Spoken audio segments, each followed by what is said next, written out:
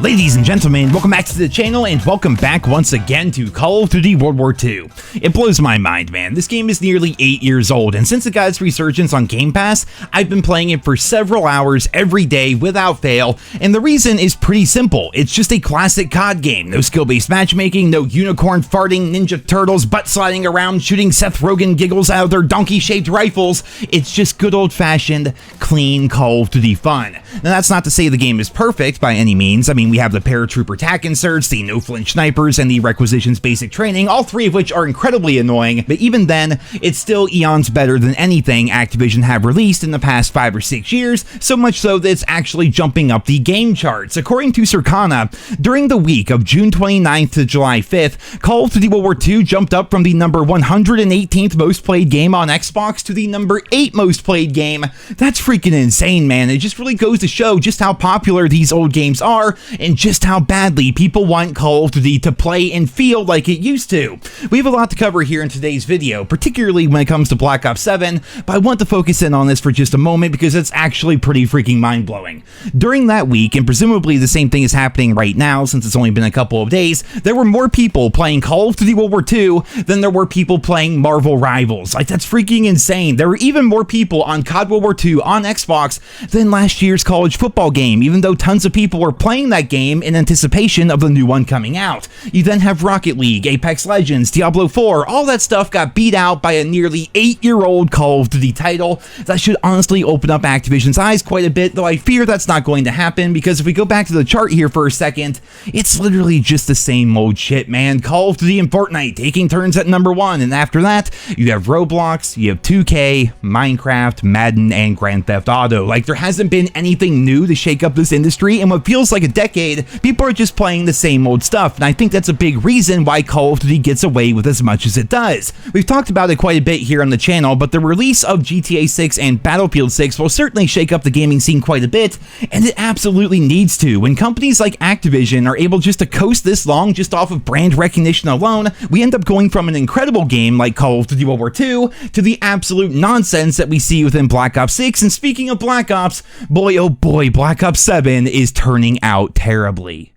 So some of you may have heard about this, but it was officially announced yesterday that the quote-unquote worldwide reveal for Black Ops 7 will be happening on Tuesday, August 19th at 11 a.m. Pacific during Gamescom. Now, I was curious about the timing of this, because in my mind, that seems really late, right? So I decided to do some digging and some research, and what I found confirmed my suspicion pretty much. Black Ops 7, I believe, is in development hell right now. Let's compare the timing between Black Ops 6 and Black Ops 7. 6 had its gameplay reveal trailer posted on June 9th, and of course, that trailer was removed from YouTube because Activision didn't want to pay for the music rights, but it was indeed on June 9th. Well, Black Ops 7's gameplay trailer is going to be happening on August 19th, more than 2 months later, 71 days later to be exact. Like, what's with that huge delay? I mean, we got that campaign trailer cinematic thing previously that really didn't show much, so let's go ahead and do a side-by-side comparison.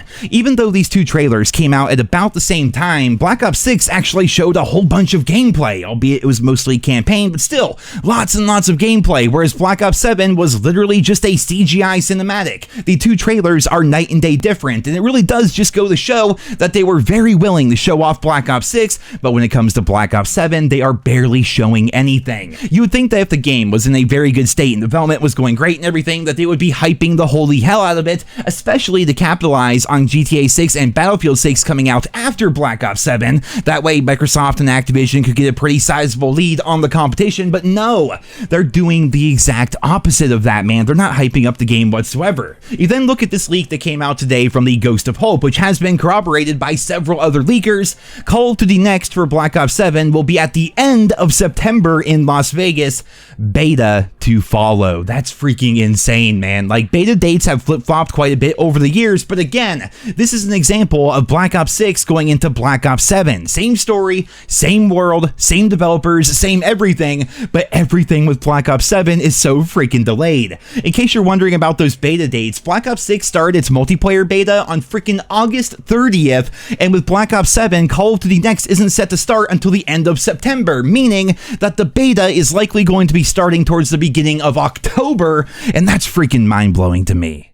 Like I said earlier, beta dates have jumped around in the past. It really just depended on the developer and the game, but this time around, Treyarch has no excuse because it's been them handling everything from the very beginning. You then look at the times and the dates, man. Like, the gameplay reveal trailer is 2 months late, and now the beta is going to be 1, possibly 2 months late as well. I think it's a pretty clear indication that things are not going well with Black Ops 7, and I don't think that's really speculation either. Just look at how everything has been handled so far this year. We had all the wall running and double jumping leaks.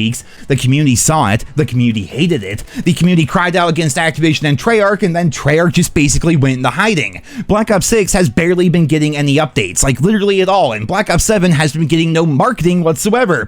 We then look at the stories and the leaks coming out claiming that SHGames is going to be handling the lion's share of the Black Ops 7 multiplayer, which means that Activision have lost faith in Treyarch to create an online experience that keeps their players invested. Sure, if we go back to the Circana chart there, we see that Call of Duty likes to ping pong back and forth with Fortnite for the top spot, but that's a little bit misleading because remember a couple of months ago, Ampere came out and revealed the monthly active users for COD, and the results were horrible. In 4 months, Black Ops 6 lost about 40% of its players, which was notably more than the amount of players that Modern Warfare 2 had lost in the same amount of time, despite Modern Warfare 2 being considered to be a terrible Call of Duty game, and Modern Warfare 3 actually gained players in that same amount of time. SHGames had a rough launch with Modern Warfare 3, but they were able to keep their players around and even bring new players in. Infinity Ward and Treyarch were not able to do the same thing. All they did was lose more and more players over time, and you guys can't tell me that somehow, magically, Black Ops 6 has been able to rebound and get all those players back in the past 4 months with their freaking Beavis and Butthead and Ninja Turtle events. Like, there's no way, man. Everyone is just continuing to leave Black Ops 6, and the sad reality is Black Ops 6 is likely the worst post-launch game in Call of Duty history, besides maybe Call of Duty Ghosts. You guys all remember the stories back in the day about Black Ops 2 having more active players than Ghost? That was pretty freaking bad, but Black Ops 6 is not far behind that. That's the real reason why we have so many crossovers. Like, Activision at this point is going to take any scraps that Fortnite gives them so they can cash in on microtransactions. They know that nothing Treyarch can do will bring players back to the game right now, so they're essentially just washing their hands of it. They're going to keep putting out the bare minimum when it comes to updates, as evident by the recent Season 4 Reloaded, one of the worst updates in COD history, and then from there, they're going to continue to pump out as many bundles and premium rewards tracks as humanly possible to cash in on what's left of the whales that still play that game. Because Black Ops 6 was completely in Treyarch's control and they failed so miserably, it makes sense why Activision wouldn't want a repeat of that with Black Ops 7, thus why SledgeHammer is now in control of the game's multiplayer.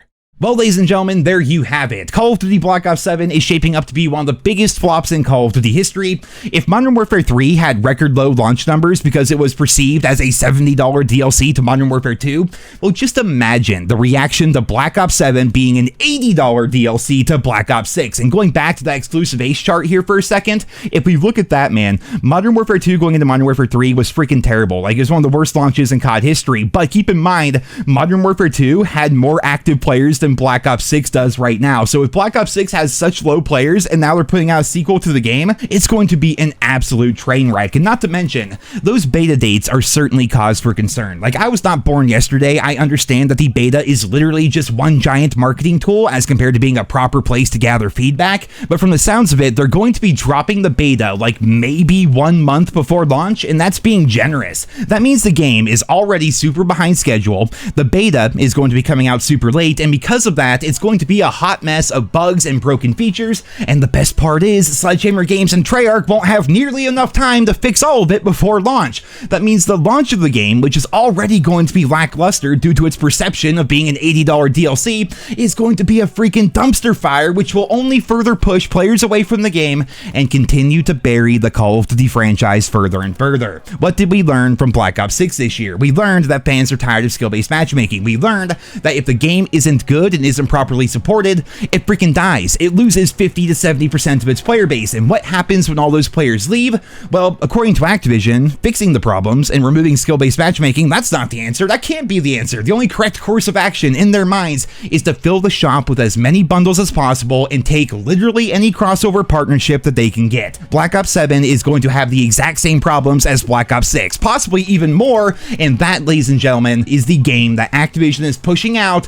to compete hit with GTA 6 and Battlefield 6. This might honestly be the year that Call of Duty falls off a cliff, and I honestly hope that happens. Not because I want COD to die, I want COD to live, I want COD to be good, but I want Black Ops 7 to fail, because only once Activision falls in the rankings will they finally have to get their act together. And as always, I will be here with you guys every step of the way as we continue to watch this once great franchise circle the freaking drain. Ladies and gentlemen, that's all for this video here today. I hope you guys all enjoyed it. Leave your thoughts and feedback down there in the comments. Be sure to sub to the channel if you're new around here. Thank you so much for listening and for continuing support of my channel. And until next time, I hope you guys all have a wonderful day.